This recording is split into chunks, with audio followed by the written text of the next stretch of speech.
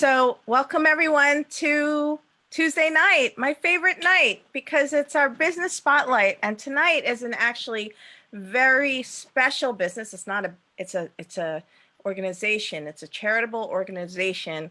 And we have tonight Jaime Teich, right? From Love Your Neighbor Project. And we kind of became friends on Facebook because I always like looking for positive people, the people that are like add value and make other people flourish, which is the whole feeling behind this page. So we want to really create a community on this page where people are adding value to other people, to making everyone around us flourish. So I'm not going to take any of Jamie's thunder because she is dynamite, but I am going to introduce her. She's a resident of Seacliff, and most of you know that we do a lot of work with St. Boniface and her organization. So I'm just going to let Jaime talk about her brainchild and how this passion of hers has unfolded and has totally, like, during this whole time, added so much care and compassion to people when we need it the most or they need it the most. So Jaime, take it away. Thank you so much. That was such a nice intro. Hi, everybody. I'm Jaime Teich. I am the chief neighbor of Love Your Neighbor Project. We started back in April when COVID was all over the area, and the mission at that point was just to get masks in the hands of those who are facing financial hardships. And we did not expect it to become what it's become over these last few months. We've donated over 1,700 masks to local nonprofits who are serving our neighbors in need. We donated over 1,500 bottles of hand sanitizer to our neighbors in need. We've partnered with over 13 local nonprofits. And what we started to see through this is that we don't have to stop with just PPE. It became this mission to equalize accessibility to everyday things. We see, the unemployment rate is skyrocketing in the area. How can we help gain access for our neighbors who are facing financial hardships for everyday expenses? So we started to partner with local businesses in Seacliff. We have, right now, we're working with 18 different businesses and professionals within the area to provide resources, services, and opportunities to neighbors in need. And what we're doing is we're fundraising so that we can help pay for those expenses for those who are having some problems with their finances. So, when we were talking prior to this, we were talking about people who are having problems with their finances. And off the bat, we think of people that, are typical, like, not typical, but I'm just saying, like, okay, we're always donating to this charity or that charity. How is it different? You expressed to me a very hidden, discreet niche of people that we don't even really realize that this is something that is a population that is so in need. Can you tell us about that a little bit? Sure. I think when people think about Long Island, specifically the North Shore, they think about the Americana, and they think about, the multi-million-dollar homes that are all over the North Shore. And what people don't necessarily understand is that there are some who are willing to make certain sacrifices and then not have food on the table.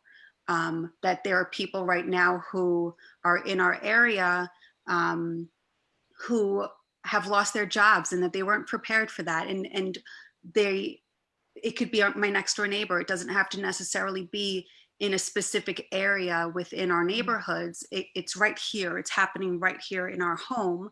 And for me, that became very important because it can happen to any of us. None of us are too privileged for this to experience this. Right. And I'm not meaning to say that to take away from anyone. I think across the board there's different levels of need and people that need the help but maybe are afraid to ask for the help. And also uh I think that it lends to a mental health issue too when people are too afraid to ask or too embarrassed to ask across the board. So,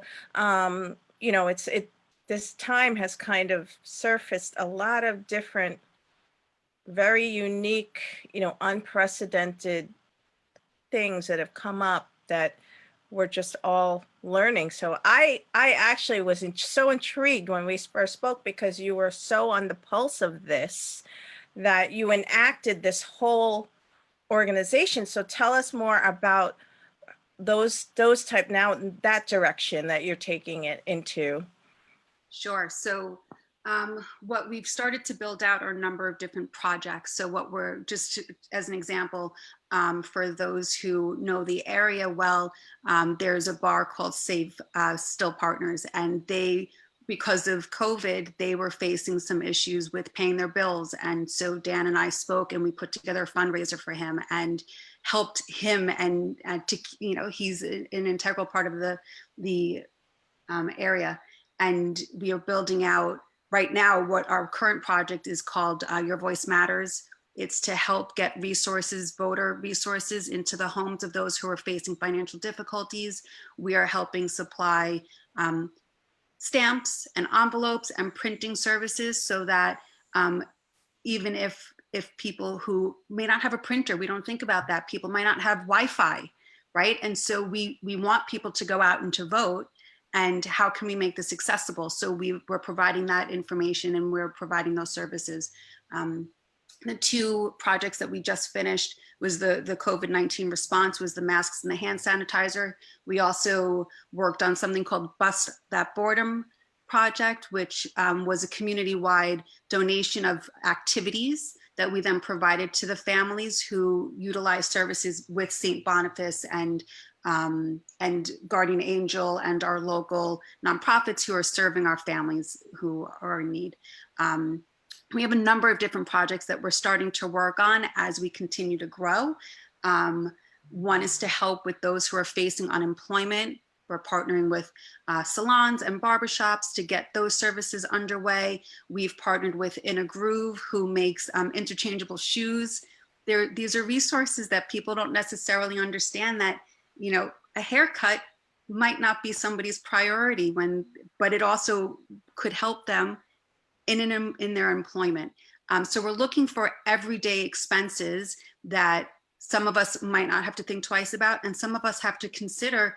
It's putting food on my table versus getting my child a birthday cake. And how can we equalize that so that it becomes a little bit more manageable for somebody to gain access to? Yeah, that, when we spoke, I was really like, that's a reality. And it's a reality in the Gold Coast of Long Island. And, I want to put the question out to our listeners. If you have any questions, please type them in the comments. And while you're doing that, I'm going to ask Jamie, how can some of us help support your vision and your mission? What are the different type of things we can do to help be either ourselves outside of donating money, but resources, being connectors for you? What can we do to help support you? Sure. So we've actually put a call to action out for community connectors, people who have connections to businesses and to professionals who believe in supporting a local cause that would offer their services. And really what comes with that is a slight discount. And then through our fundraising, we will split the remaining cost with the family who's receiving the service or the good. So we are always in need of community connectors. We're always in need of people who can network for us and to put our name out there, because the more people we can reach, the stronger our community becomes. Even if it's delivering things, tomorrow I'm dropping off 300 postcards to Nash. And, if somebody just wants to help in that type of a way, there's service here that can be provided that would help not only us, but it helps us get into the community as much as we possibly can. And then, of course, to your point, there's fundraising, and that's a big effort that is underway and will obviously continue to remain, since that's a big piece of what it is that we're trying to offer the community. Yes. So what I'll do is I will post your Facebook page here in the comments and also on my page. And anytime you have any fundraisers, you're more than welcome to just go ahead and post them on my page without even asking me. You could just do it, because I really believe in this project, and I want this to be something that we can all, as a community, gather together and do this for each other, for our neighbors, for those that may not want to voice that out. And it is a reality. It is a true reality. So does anybody have any questions for Jaime before we wrap it up?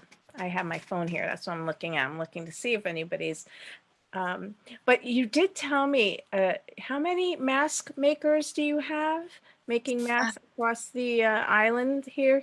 We had originally worked with 5 local mask makers, and we had partnered with, they go by the name of Stitch Together Long Island, and there was approximately 2,000 mask makers who were under their umbrella. And the incredible thing about them was, for all of them, the mission was to provide masks to the essential workers, primarily in the hospitals and the medical profession. And when I approached everybody saying, this is the population that I would like to be supporting, I was met with nothing but open arms. And all of the donations that we made, over the 1,700 masks, were all through the 5 local mask makers and through Stitch Together Long Island. That's amazing. I just got chills thinking about that. That's really amazing. And,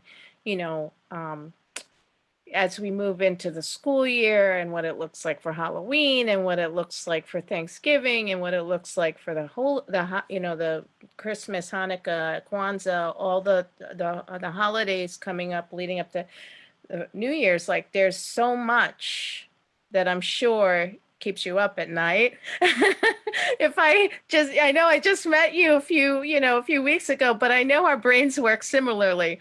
So yes, if there's any way that anyone out there that's watching knows any connections, and Jaime's very easy to reach, he's very approachable, is an open-minded person, and would definitely, if you have any kind of ideas, connections, things like that, and you're local and you want to help, please reach out to Jaime. Or if you can't, if I'm going to post her information, but for whatever reason, if you can't get to her, I will connect you with her.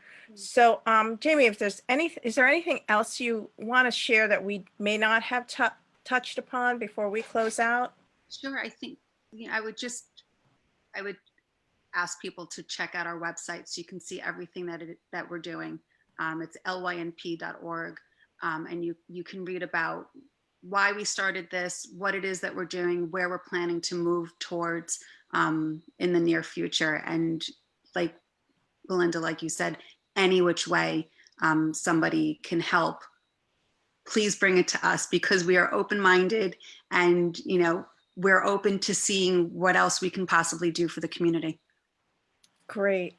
That's wonderful. And I wish you, I'm not even saying all the luck, because you're doing it already, but I just wish you more prosperity and more abundance, so that we can share it with our neighbors and make this thing really grow. So I really appreciate you coming on. And I have a feeling this is not the first and only time you will be on. So I'm looking forward to helping you, supporting you, and I hope our watchers will also do the same. And thank you again for taking the time to share your mission with us. Thank you so much for having me. Oh, you're welcome. I'll see you again. Yeah. Okay, have a good night, everyone. Bye-bye.